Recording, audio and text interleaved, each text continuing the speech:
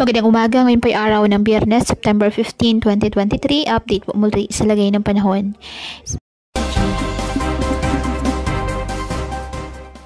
Isang low pressure area ang minomonitor pa rin ng Pag-asa sa loob po ng ating Philippine Area of Responsibility. Ang nasabing LPA, mababa ang tsansa na maging bagyo, wala rin pong direktang epekto sa lagay ng ating panahon. Sa ngayon, southwest monsoon o habagat ang nakakaapekto sa Southern Luzon, Visayas at Mindanao.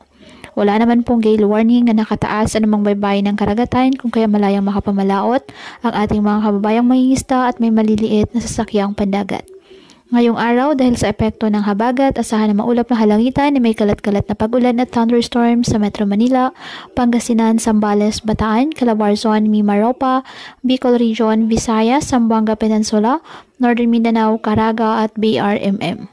Habang sa nalalabing bahagi ng bansa, bahagyang maulap hanggang sa maulap na halangitan with isolated rain showers or thunderstorms dahil pa rin sa habagat at localized thunderstorms.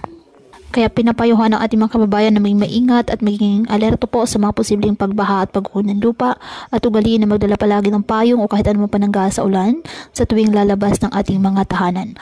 At yan po muna ang update sa lagay ng panahon ngayong araw. Muli patuloy po tayo na mag-ingat at palaging tandaan, God loves you. Stay safe and God bless.